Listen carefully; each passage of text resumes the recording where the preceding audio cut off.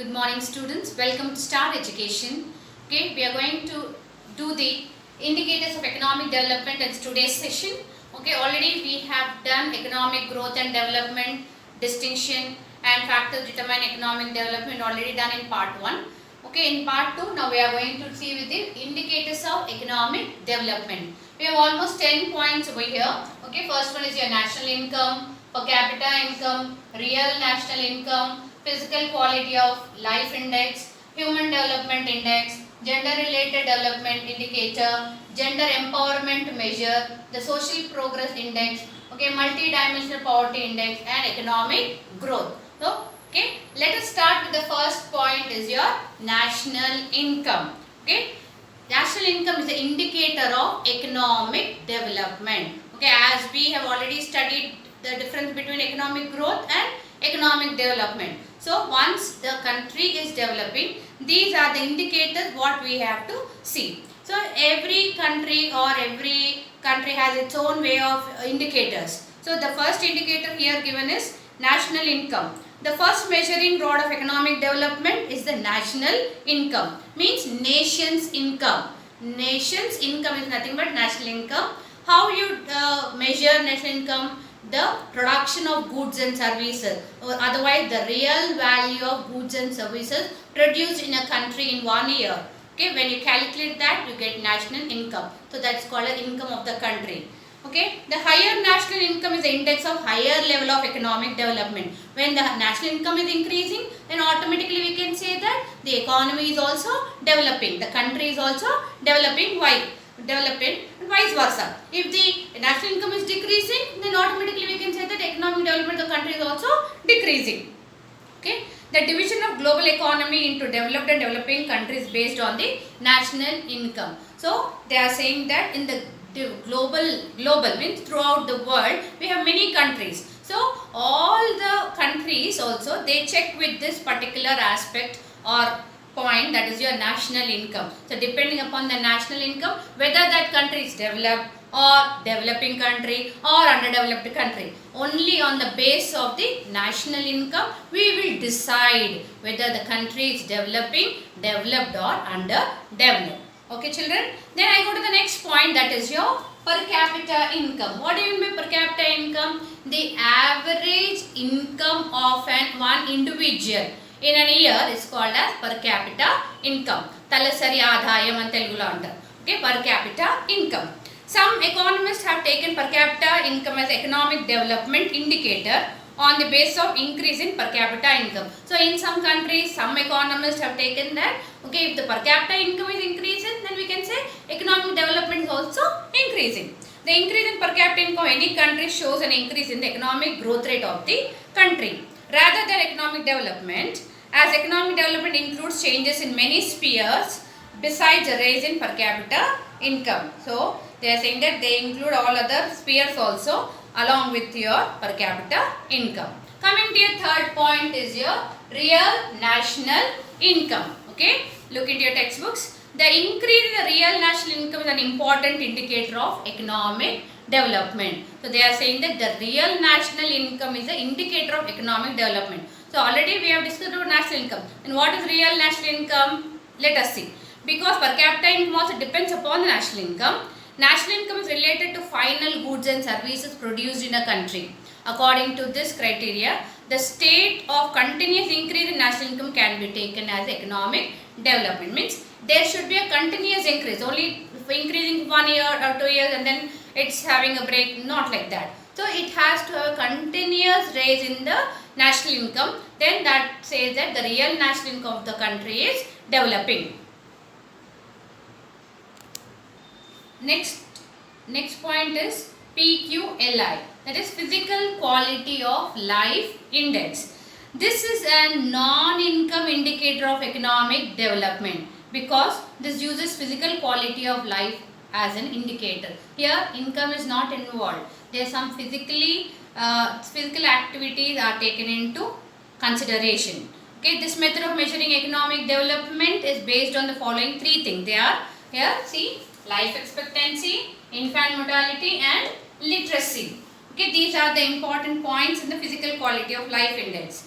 Means if any country PQLA increasing, then it indicates that increase in the physical quality of life of the people also increasing. Increase in per capita income does not necessarily indicate the increase in these facilities like health, food, sanitation and education. So, if you say that only per capita increasing, then economic development is increasing, we cannot say in some situation. So, these also very important, like life expectancy, infant mortality, literacy. Life expectancy means how long a person lives healthily. Okay, the life expectancy, the range, how long he is going to live.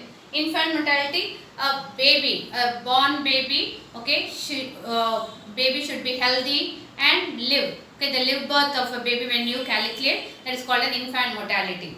Okay, it all depends upon the health. If the health of the mother is good, then automatically health of the child also will be good and they will grow big and you have a productivity will be increasing. As the baby grows, the development also increases. So, infant mortality also very important. And literacy. Literacy is nothing but education. So, education also very important. Okay, the role of education plays a very important role in economic development. We have already seen. So, therefore, PQLA method is taken to be a better indicator than per capita income method. So, in some countries, they take the PQLI into consideration because automatically if these three are there, then automatically here we can say that the economic development is in progress. Then Human Development Index, HDI.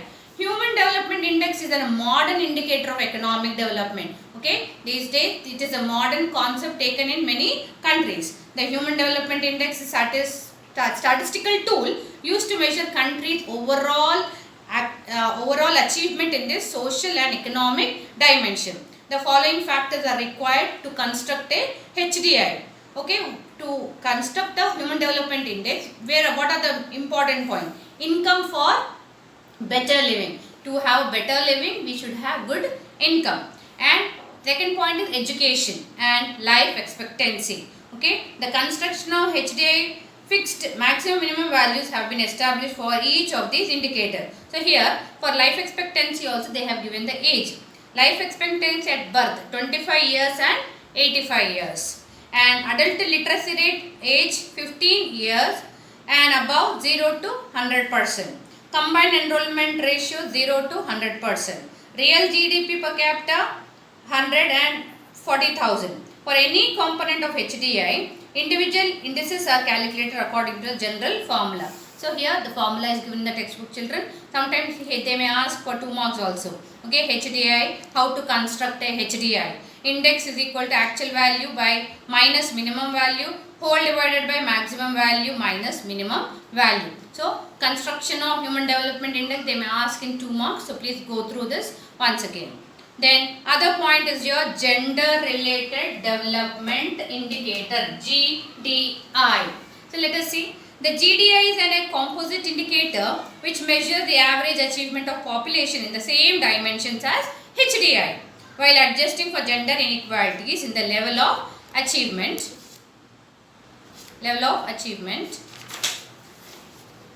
In the 3 basic aspects of human development. It uses some variables of HDI, okay, disaggregated by the gender, okay, gender empowerment measure, okay, gender related development indicator that includes your gender empowerment measure. So, what is the gender empowerment measure? Let us see. The GEM is a composite indicator that captures gender inequality in the 3 key areas. One is political participation, decision making, as measured by women and men's participation and their share of parliamentary seats. Okay, so gender means here male and female. So as we know that it is our male dominating society, so all males have given more priority from the beginning. But these days as we equality has come, so male female both are equal. So coming about the gender parliamentary seats. And next, gender empowerment measure, we are talking about that, right? So political participation also and in the parliamentary seats also women should be given importance. And coming to second point, economic participation and decision making power as measured by 2 indicators, women and men's percentage share of population as legislators, senior officials and managers, and women and men percentage share of professional and technical position. So in almost in all the fields now, the equality has come. So that's talk about the gender empowerment measure. And coming to the other one, power over economic resources as measured by women and men's estimated earned income. So on your economic resources also, both men and women should have an equal right. And coming to the other one is the Social Progress Index, SPI. The SPI measures the extent to which countries provide for the social and environmental needs of the citizens. 54 indicators in the areas of basic human needs, foundation of well-being and opportunity to progress show the relative performance of nation. The index is published by the non-profit Social Progress Imperative and is based on the writings of Amartya Sen and other economists. The SPI measures the well-being of society by observing the social and environmental outcomes. They are emphasizing on social and environmental outcomes directly rather than the economic factors. Okay, the social environmental factors include wellness, that includes what? Health, shelter and sanitation. Okay, they are talking about the well-being, about the citizens, that is they are concerned about their health and their dwellings at shelter and also sanitation. Equality, inclusion, sustainability and problem, personal freedom and safety. So here in the textbook they have given one table, children. You can go through that. It's very important. That is your Social Progress Index. So here they have divided into three categories: basic human needs, okay, foundations of well-being and opportunity. In that basic human needs, again 4 points are given: nutrition and basic medical care, water and sanitation, shelter and personal safety. These are all come under what? Under basic human needs. Coming to the second category is foundations of well-being. Again we have 4 points over here: access of basic knowledge, access to information and communications, health and wellness, ecosystem and sustainability. So foundation of a well-being means these 4 points come under this. Okay, and opportunity, personal rights, personal freedom and choice, tolerance and inclusion, access to advanced education. Okay, so these all come under the opportunity. So Social Progress Index also equally important or indicator for the economic development. Coming to the ninth point, multi-dimensional poverty index. This also introduced in 2010.